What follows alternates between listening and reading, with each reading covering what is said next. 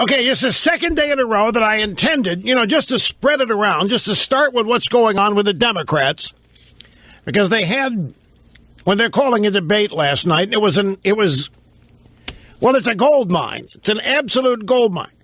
Many, many predictions I made to you are coming true, such as millennial women abandoning Hillary. And some former NAACP guy, Ben Jealous, has come out and endorsed Bernie Sanders. I think if Hillary has any hope here, she does her black dialect when she goes to Selma. She needs to come up with a New York Jewish dialect in order to get to Bernie Sanders' crowd. It is amazing. But, folks, what's happening on the Republican side has to take precedence here over what's going on the Democrat side. Now, I'm going to do everything I can to get to the Democrat side of things because it's easily half the story, and it's fascinating in and of its own right. What's going on the Republican side? Holy smokes, it's childish. I mean, here we are. We were on the verge. I mean, we come out of Iowa, and 3 of the top 4 finishers are without doubt Reagan conservatives. And now all of that's been turned upside down, and the winners are under assault on this crazy thing about Ben Carson and his supposed leaving the race and so forth. Let me ask a question.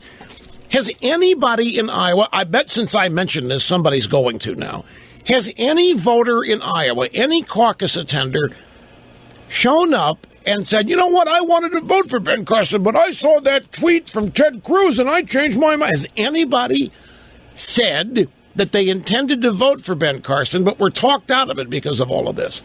And I ask you what I asked yesterday, even if this ended up being a factor, was Ben Carson cheated out of 25,000 votes? That's what he would have needed.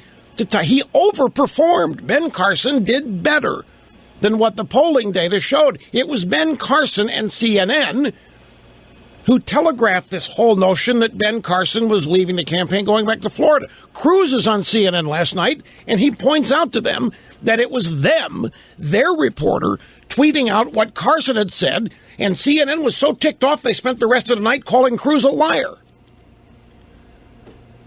And now Trump's out there threatening to sue anybody that walks and to get himself back in this, and it's I don't know what it is. Excuse me, not a circus. And then, folks, I was so happy today. After 4 weeks of sheer frustration, I finally, with the help of a lot of people, solved my battery life issue. I'm not going to bore you with the technical aspects, but my 2 desktop computers were constantly trying to upgrade, sync, and do a number of things with iCloud, which was causing iCloud was then in constant contact with my computers and iPhones and laptops, which means their processors are always running. Anyway, a fix was to sign out of iCloud on both desktops last night for a half hour, 45 minutes, signed back in, and it worked. And then 10 minutes ago, the churn started again. Right before this program starts, the churn started, just like it was the 4 previous weeks. And I'm sitting here saying, what a lousy time for that to happen. So there's a lot of frustrating things going on out there, and hopefully we can bring some of it to a screeching halt and get back to the things that really matter to people here. And as I know, campaigns are what they are, and victory is what it's all about, and going after people is how I understand all that. This is the big leagues. I'm an adult. But this Ben Carson thing, I mean, he started it. CNN propelled it. And Ted Cruz has apologized for it, more so than anybody else. You know, Cruz could have easily blamed a staffer for it. Cruz didn't do this. Cruz could have gone out there and said a staffer did it and satisfied what Carson wanted and fired somebody, but he didn't. What did he do? He went up there and he took the hit himself.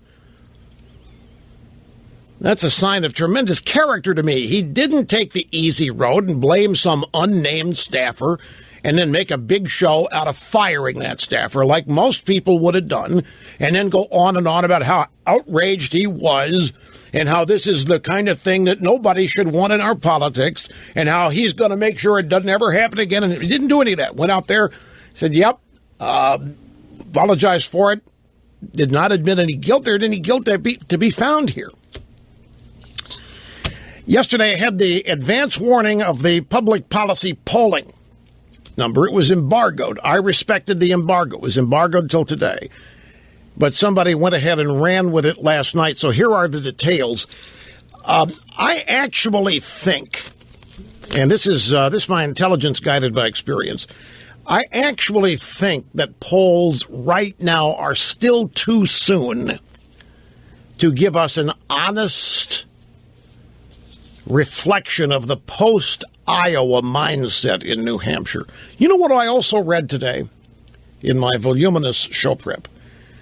I read that the people of Iowa, people of New Hampshire, consciously avoid being a rubber stamp for Iowa. I actually read this. I read a story which said the people of New Hampshire, they take note of what happened in Iowa, and they make a point of making sure to select somebody new, somebody different. Now, for that to be the case, however many thousands of people are going to show up in a New Hampshire primary on Tuesday, they're all going to have gotten together, or they're all going to have received a memo, or they're all going to have conscious, independent thoughts and agree on the same thing. They're going to go into that ballot box, into the polling place, and they're going to all say, you know what? We cannot vote the same way they did in Iowa, because that's not what we in New Hampshire do. Now, they may have statistics that show this is what happens. They may have statistics over the years that New Hampshire primary voters do not vote the same way as Iowa. But to try to tell me it's because New Hampshire voters take note of what happened in Iowa and make sure they do something different? How in the world would you coordinate that? You know, this is the kind of crazy analysis. It sounds really good. Wow, it sounds like it's really insider stuff. You stop to think about it. Who in the world could make that happen? I know, the guy who's in charge of gasoline prices going up and down in America. That's who. That's who could do that. Do you believe that, Snerdley? Do you believe that this is how everybody going to vote in New Hampshire on Tuesday is going to go in there and say, okay, Cruz won Iowa. We can't be a rubber stamp for that. Even if I like Cruz, I'm voting somebody else because I don't want New Hampshire to look like a... Come on. Yet that kind of stuff gets put out there, and everyone goes, yeah, man, the stats demonstrated. Here's the details here in the public policy polling. Yeah, I saw Jimmy Carter has endorsed Jimmy Trump. Jimmy Carter's in there endorsing Trump. So the establishment's getting their ducks in a row here. Public policy polling, newest national poll, finds the race on the Republican side tightening considerably in the wake of Donald Trump's surprise loss in Iowa on Monday night. Note that who is this? Yeah, it's public policy polling writing this. Note that they could not write this in the wake of Ted Cruz's resounding victory on Monday night. Have you stopped to think what Ted Cruz did on Monday night? Have you stopped to think what Ted Cruz overcame to win the Iowa caucuses? $8.5 million arrayed against him, all of the ad money arrayed against him, all of the so-called, he's not even a legit candidate because he was born in Canada, all these are religious revival evangelist nutcase, all of that stuff thrown at him, phony Hispanic, all that, and he still wins. And after that victory, Ted Cruz is the first Hispanic American to ever win the Iowa caucus. He is the first Hispanic American to win any presidential primary for any party. It didn't happen in the Democrat side. The first Hispanic American to win a presidential primary happens to be Ted Cruz, who happens to be a Republican. And furthermore, it was the religious right that propelled him to victory. And I knew this was going to happen precisely because of that. The establishment and everybody else anti-Cruz is arraying all of their arsenal and resources against Cruz precisely, well, not just precisely, not exclusively, but the big reason is because the religious right or the evangelicals were the margin of victory. We can't have that. No. We have got to destroy that. We have got to shoot that down. We can't allow that to be the message coming out, say the opponents and enemies of Cruz. Oh, my God, the Republican Party's out there saying, these are the people we want to get rid of.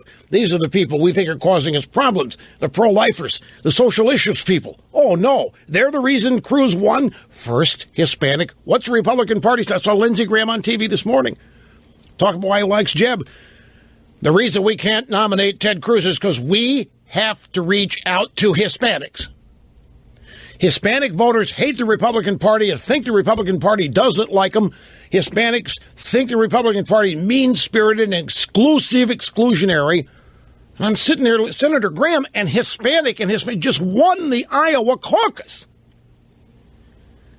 An Hispanic American, Ted Cruz, just won. And you're sitting there saying that Hispanics don't like the Republican Party because they don't think they have a home. They don't think the Republican Party likes Hispanic. He was serious. He was going on and on and on about it. His pushing Jeb, obviously, it's the establishment hanging together. But it was classic establishment thinking 101. What the Republican Party has to do to win. We've got to expand the base. We've got to go way beyond our base. We can't rely on our base. We've got to reach out to Hispanics. Women hate us. We've got to do something about that. We've got to change the way people think of the Republican Party. And Ted Cruz just did in the way that he's the first Hispanic American to win a presidential primary, period. Any party, Republican, Democrat, Independent, Martian, you name it. And here comes public policy polling. PPP's newest national poll finds the race on the Republican side tightening considerably in the wake of Donald Trump's surprise loss in Iowa on Monday night. Trump's lead has fallen to just 4 points. He's at 25%. Ted Cruz is at 21%. Marco Rubio is at 21%. Ben Carson, who's not there, in New Hampshire is at 11%. Jeb Bush, Kasich, and Rand Paul are at 5%. Chris Christie, Carly Fiorina, 3%, and Jim Gilmore still in the race at 1%. Santorum had 0 supporters in the public policy polling final poll. Mr. Snerdley, can you help me out? Who did Santorum endorse yesterday? Yeah, was it first reported that he endorsed Cruz? Because I remember getting emails from people yesterday afternoon. Remember, I was immersed for hours after the program yesterday in the fix for my battery life crisis, and it was a genuine crisis. Few people knew. I haven't bothered to bleed on you about this because, of course, it's not important to anybody but me. But I was working on this for hours last night. I got an email from somebody that said, my God, Santorum endorsed Trump. It turned out to be not true, right? He endorsed Rubio. Well, anyway, 0 here in the Republican race. PPP says that Trump's 25% standing reflects a 9-point drop from their last national poll, which was taken the week before Christmas. They say that it reflects an overall decline in Trump's popularity with GOP voters. In this poll, the public policy polling poll, Trump's favorability has dropped a net 17 points from a previous plus 24 to now plus 7. The actual numbers on favorability, 58 favorable, 34 unfavorable. I think that's right. I don't know which is which here. They don't. So 48-41 is what it is now. So if he's, 48 favorable. So he's dropped 17 points. It says that Rubio's the candidate with the real momentum in the race. He's up 8 points from his 13% standing in their poll right before Christmas.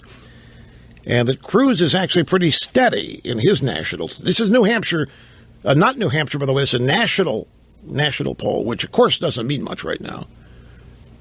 New Hampshire being the focus, plus a Republican debate coming up Saturday night. As I say, I'm not sure enough time has passed from Iowa for the polls that are like the Real Clear Politics average or rolling average in this poll. I don't know if enough time has gone by for there actually to be an accurate poll now, the post-Iowa mindset of people in New Hampshire.